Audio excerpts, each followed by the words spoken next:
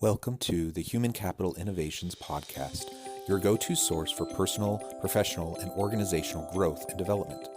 We hope you tune in often for all things people management, organizational development and change, organizational leadership, and social impact related.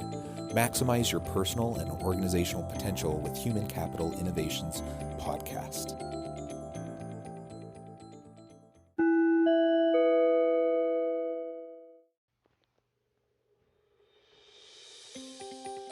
Welcome to the Human Capital Innovations Podcast. In this HCI podcast episode, I talk with Minna Taylor about public speaking, brand storytelling, executive presence, and leadership communication.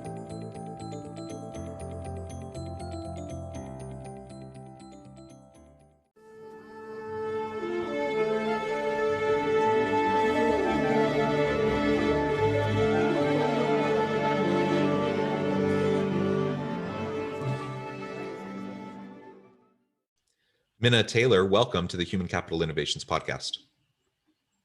Hello, Jonathan. Thanks for having me.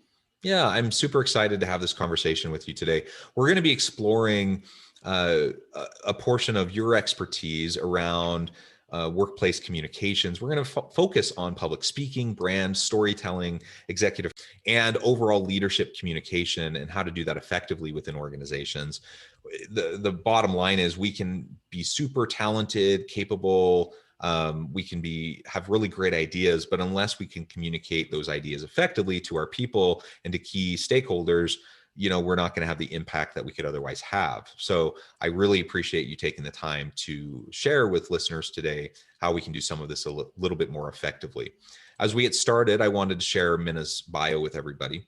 Minna Taylor is the founder of Energize Your Voice, a New York City-based communication consultancy. With an experiential approach rooted in the principles of improv and performance, she and her team support organizations to explore their full potential in public speaking, brand storytelling, executive presence, and leadership communication. Notable clients include Uber, Red Bull, Citi, and Ernst & Young. Minna earned her BFA from NYU Tisch and went on to earn her MFA in performance with a concentration in speech and vocal production. Beginning her career as an accent reduction specialist, Minna went on to transfer her theater training to developing an innovative approach for professional development. I love it. I think that's amazing. What an interesting and unique background. Thank you for joining me on the podcast today. Anything else you would like to share with listeners by way of background or personal context? Well, I think it's going to be important to set people up in terms of expectation on, hey, we signed into this podcast to listen on how to be a better leader. And all of a sudden we're hearing from an actor. What the heck does that have to do with it? And so I want to prime everybody in this conversation to really distill down what acting is. Acting at its fundamental level is how to tell the truth bravely and with a deep sense of strategy and intentionality. And so if you can relate that into being human, into being a leader, into presenting effectively, into having persuasive conversations, that's what we're doing. And so it's really about authentic truth telling. So that is the lens through which I engage in all of our work. And that's the lens through which I was trained. Yeah, that's awesome. Thank you for that framing. And you don't have to convince me. I think the arts, theater, music, performance, I think it's super important, part of the human condition, part of our ability to impact others. In a previous life, nothing, I not even remotely close to anything that you've done in your career, but in a previous life, as a teenager and young adult, I was involved in a lot of theater and performing, and that was a lot of fun. And I still continue to enjoy musical performance and sing in choirs and such. And it's a really important outlet. It's also, it helps you just to be able to hold a place in your heart, have empathy for and compassion for others. I think that the courageous, authentic storytelling and the ability to share that with others in meaningful ways is just a really important thing. And I was recently talking with another individual about emotional intelligence, and I think a lot of what you're describing also comes back to emotional intelligence, which of course is a huge thing for effective leadership in the workplace. We need to have psychologically safe places of work where people can come and be their authentic self and feel empowered to do their best work, and that they're needed, wanted, valued for who they are. And all of that comes through how we convey ourselves and communicate and create the culture of the organization that we're working with. Oh, I think there's no question. And we really do look at it as emotional intelligence training, because again, going back to what acting is fundamentally, beyond truth telling, it's listening and responding to what's in front of you rather than responding to what you anticipate, what you predetermine, what you're fearful the outcome will be. And so when we're talking about emotional intelligence, it's really at the core of what EQ is, right? Listening, not being reactive, being responsive, being thoughtful to the other person's experience while being in deep ownership over your own values, thoughts, wants, feelings, and needs. And so there's this beautiful organic negotiation of experience when you engage in conversation, in communication from that perspective. But the challenge is we are conditioned and socialized against that intention. And so it's really about how do we reclaim what we're naturally predisposed to do. This notion of what you're talking about, choirs, oh my golly, how long, like go back to Greece, right? That's what we've been doing forever, sharing through artistic creation, through empathetic, creative expression. That's what we've done for as long as humans have been able to be social and communicative animals. And we need to reclaim that. We need to reclaim some of Yeah. that. Yeah. Well, perfect. Maybe we can start. You've already started to prime the pump a little bit in terms of brand storytelling, this idea of authentic storytelling, truth telling. How does that connect with executive presence? We also hear a lot about executive presence, and perhaps I don't know what your personal take is on this, but I would like to debunk some myths around executive presence and like the assumptions about Let's do it. I'm what on that board. actually means, because I know I have my feelings about that. Tell us a little bit about what you think about executive presence, truth telling, storytelling, and how that plays a role in leadership. That's a big question. So let me start directly at the notion of executive presence. And so when we're thinking about executive presence is interlinked with emotional intelligence. So I think oftentimes when we think about executive presence, people think about somebody that comes in and quote unquote owns the room, somebody that can be ultimately persuasive. But I think then that immediately draws to mind some sort of archetype that we need to fit into that might seem other than who we are. And so when we look at executive presence as it relates to EQ, it's really about how do I show up authentically? How do I engage in deep listening? How the presence itself is perceived when we don't have those blockages or externalized facades of confidence. And when I can really show up as myself and listen and be responsive and be immediate and be extemporaneous and be playful and be thoughtful and be sincere, that's executive presence while pursuing a really clear level of purpose.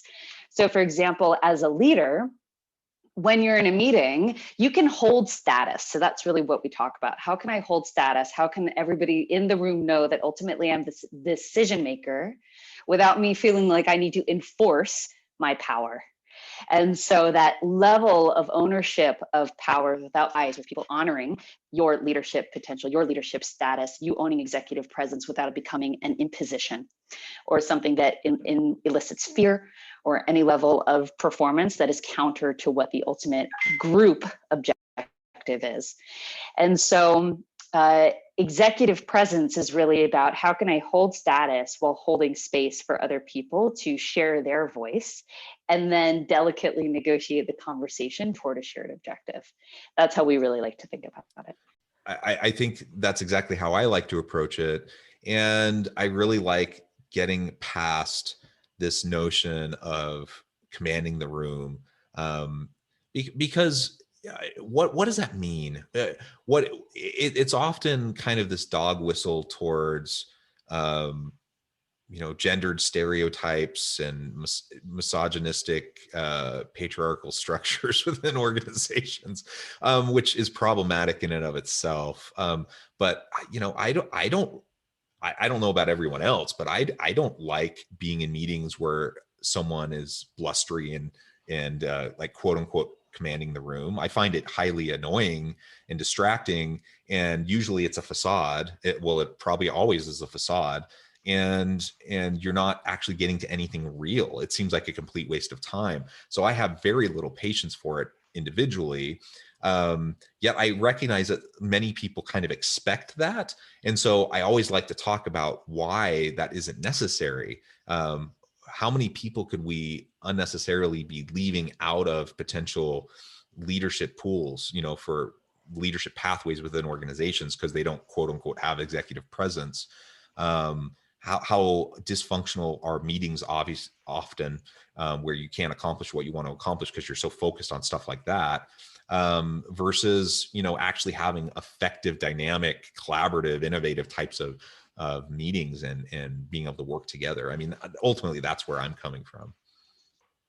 I think what you said there that I think is really key is it's a very masculine archetype when we think about the notion of commanding a room. However, I do want to say that the notion of commanding a room is accessible to everyone. But the way we envision that, or the way that we collectively assume that will happen, is in this dominant masculine structure. And when we're talking masculine here, just for your audience and everybody else, it's not male versus female, right? It's really masculine and feminine. And so it's a very clear distinction between gender and behavior. So when we're thinking about the notion of commanding room and how that relates to executive presence, what you're talking about, this level of facade, is not executive presence, it's executive arrogance. And that's where we lean into the space of bombast, because arrogance and confidence are very close neighbors. Presence equals confidence, right? Overconfidence equals arrogance. And so even if you're coming from a fearful place, even if you're coming from a place of overcompensation, that will lend itself toward a perception of arrogance. But we have also been conditioned largely to be deferential to that level of behavior, because we think somehow if we're not capable of that, that indicates some level of superiority that we have to be sort of submissive to. And I think it's important to shift our mindset here to allow more space for deeper listening rather than overpowering energetic presence.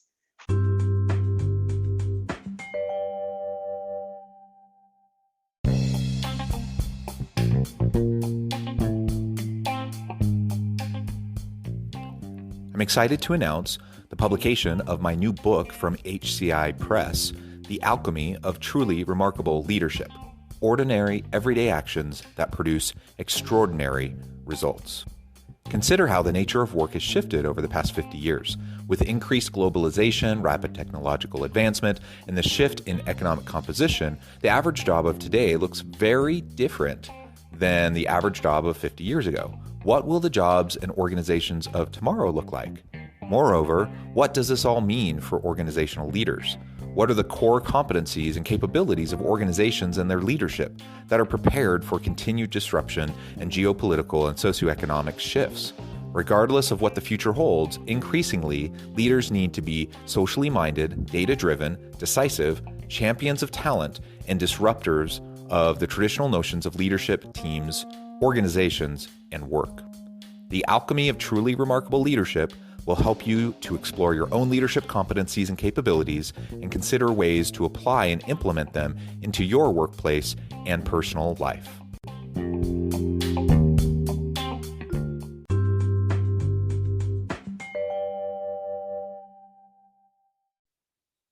Yeah, very well said. So if we take that kind of an approach to executive presence, like you said, focusing on genuine confidence, authenticity, the ability for someone to connect with the room, connect with people around them, help people to feel safe, help people to be able to feel like they can meaningfully contribute, and that they're safe to do so.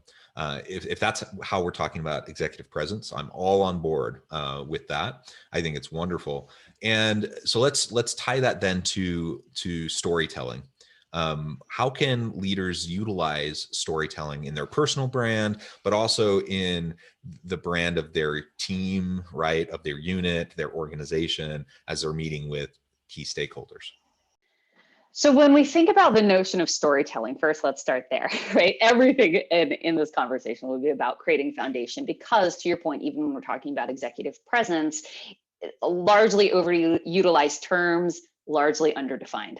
So when we talk about storytelling, the function of storytelling as it relates to not only professional context, but personal context, whatever it is, to create an emotional experience on behalf of your audience and to create a shared experience around the pursuit of a narrative.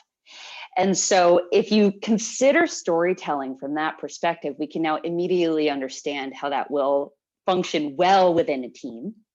Not only have I inspired the imagination of my team towards what's possible at the end of our journey together, I've now enrolled them in participating in that journey through effective storytelling, because I've spoken to their hearts, not just their heads.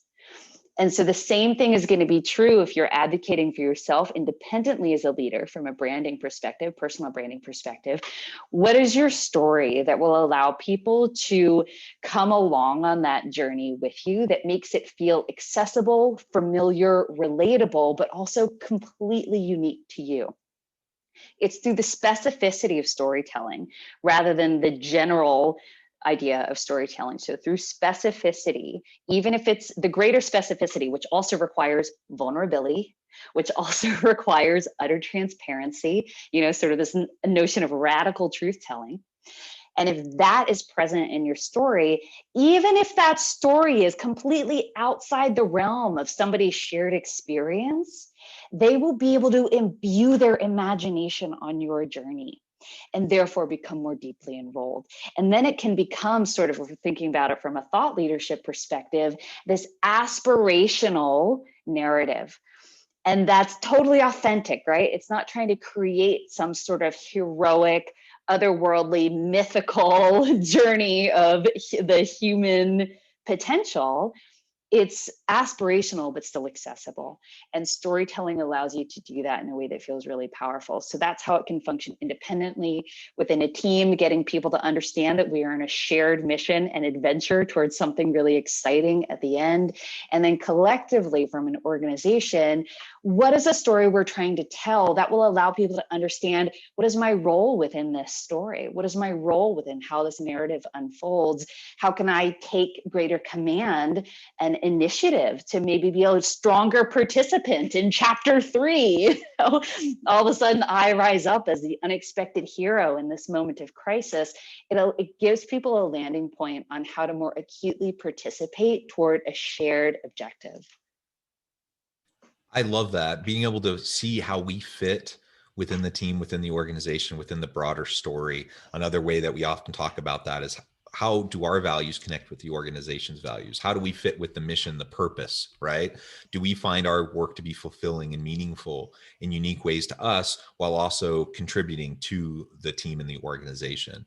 And all of that can be, as we try to, as leaders, try to help create more dynamic teams connected to the meaning and purpose. The storytelling is one of the ways that we really do that, and helping people see how they fit in.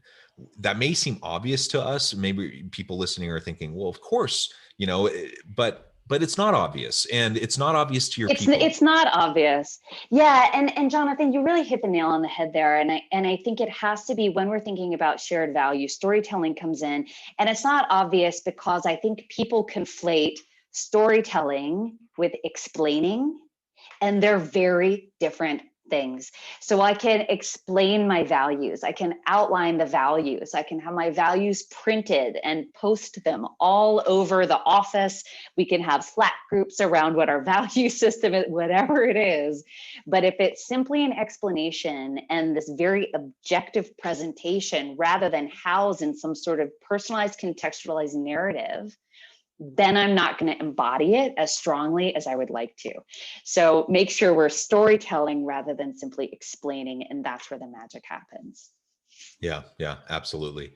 Well, perfect. And so I think all of this comes back to then you laying the foundation for being effective communicators as leaders. Part of that is, the communication that happens through the public speaking roles that we play, the opportunities that we have to speak in meetings, to speak to our team, but it doesn't have to be those formal types of public speaking moments, right? I think that the effective communication as a leader is far more inclusive than that in terms of what we need to be considering how to be more effective. Mm-hmm. So what would you, first of all, there's yeah. So what would you, if you were coaching an executive who perhaps, they're struggling with some of their communication style, being effective in getting messages across, that storytelling to their team, what would be a few of the things you would suggest to them that they could, start doing today or, within the next week that they could really work on, that small things that could really make a big difference? Why I was interrupting you is because I think it's important to recognize that there's no such thing as private speaking. And so any moment where we're engaged in conversation outside of our own minds is public speaking. And so we can look at that in a formalized context or informalized context, but it's always public speaking. So that's the thing I really want to sort of clarify for people. If you're thinking, okay, I'm a leader, I know, and these are the clients that I work with when in my private practice, or are leaders that are really high performing, that are incredibly successful, but know that there's something missing and you can't quite put your finger on it and you don't know how to resolve it.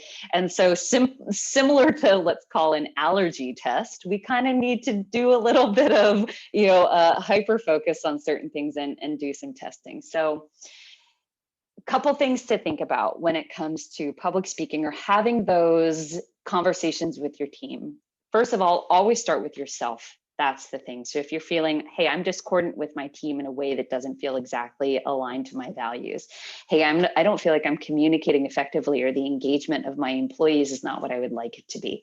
Rather than thinking, what are the systems in place that aren't supporting that? What is going on with your employees that they're not stepping up to the plate? First, you need to turn the lens in on yourself. And so there are a few ways when you actually go to communicate, strongly consider two things. So these are going to be your anchors. When you feel like a conversation is not going the way you want, or when you're prepared to enter into a conversation, here are your two anchors. Am I breathing? What is the tone with which I'm communicating my thought? Literally the tone, not the thought tone, but the voice tone.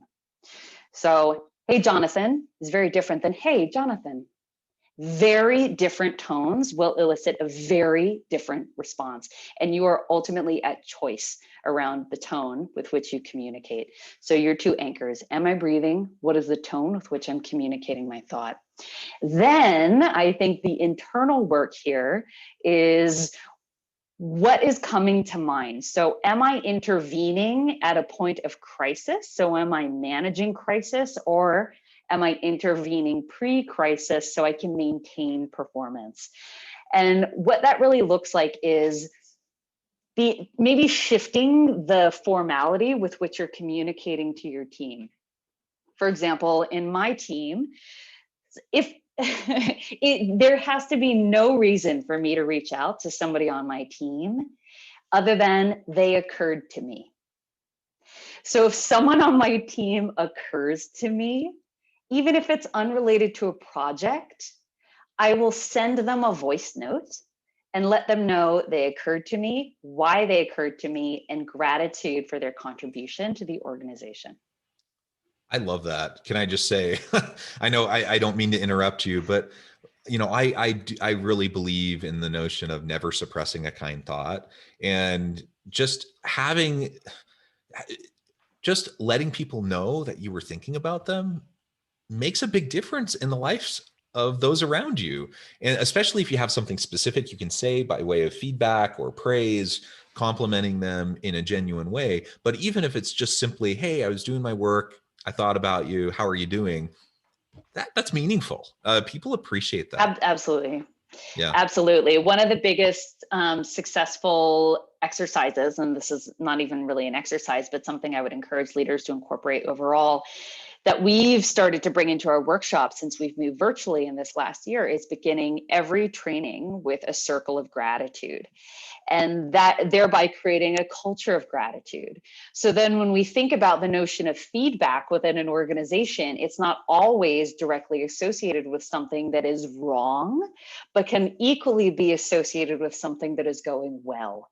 And so I think really shifting the mindset, shifting the paradigm around how we interact, when we choose to interact, what we choose to communicate, and then ultimately what we choose to give feedback around. It will allow people to feel in those moments to more adequately receive negative feedback or constructive feedback, and then also prime them to feel really excited because they feel seen and heard, which I'm sure you know as humans is one of our primary basic needs. And I think that will transform leadership, that will transform teams, it will transform organizations. I think it's really those moments when we just want to intervene and shifting the way we consider communicating to our team, how we communicate, what we choose to communicate. And for you, that really gets things. When I leave voice notes for my team, I feel good. I feel like I now am washed with gratitude. I am now washed with a sense of purpose. I feel like I've done something to deepen a foundation of commitment to a shared experience. And it will ultimately allow, even in moments of challenging conversation, even when crises arise, the rapport, the relationship will be such that you can all weather it together, even if tones get heightened, even if conflict arises. You will all be primed to have deeper levels of respect, compassion, and patience. Yeah, wonderful. Well, Minna, it has been a real pleasure. The time has flown by. I feel like we could continue this conversation for on and on and on. You're welcome back anytime, and we can, continue the dialogue because this has been a lot of fun. But before we close today, I wanted to give you a chance to share with listeners how they can get connected with you, find out more about your work, your organization, and then give us the final word on the topic for today.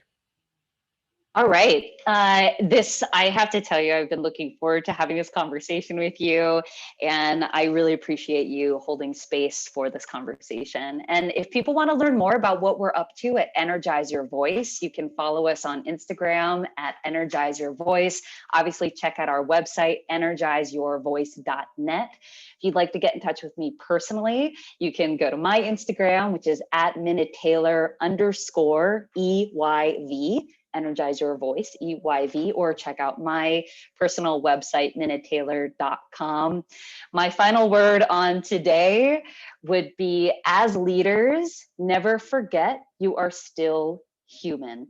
And when we think about the nature of humanity, it is ultimately fallible. Never seek perfection, simply seek presence. Love it. Love it. Well, Minna, it has been a real pleasure. I encourage listeners to reach out, get connected, find out more about what Minna and her team can do for you. And as always, I hope everyone can stay healthy and safe, that you can find meaning and purpose at work each and every day. And I hope you all have a great week.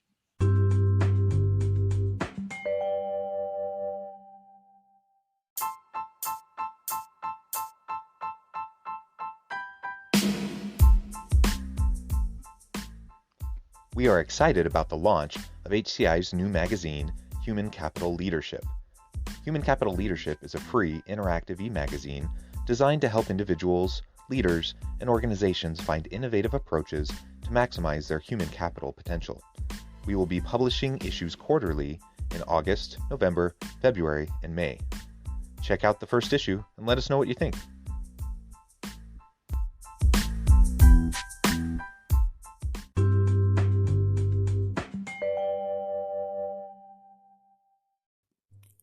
Thanks again for joining us for this episode of the Human Capital Innovations Podcast. I hope you stay healthy and safe and that you have a great week.